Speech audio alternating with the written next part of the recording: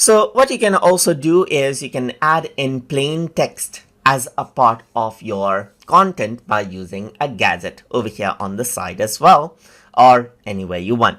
So to do that, I'm going to go around onto the dashboard, and then let's just go around onto the layout section. And over here, if I were to go and add a gadget, then you'll be able to see that text is an option. It's a simple text message to your blog, as you can see. So how does this gadget work is quite straightforward. So you can go around and add in a title. Let's say, for example, I'm going to say welcome to TutorTube right here.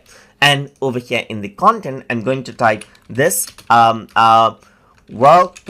to TutorTube's example blog.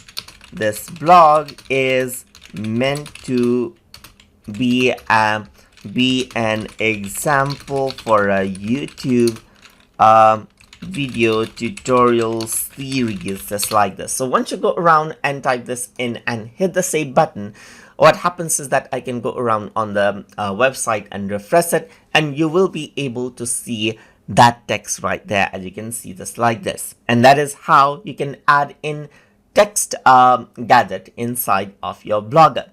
So I hope you guys learned something as always. And as always, please like, comment, share, and subscribe.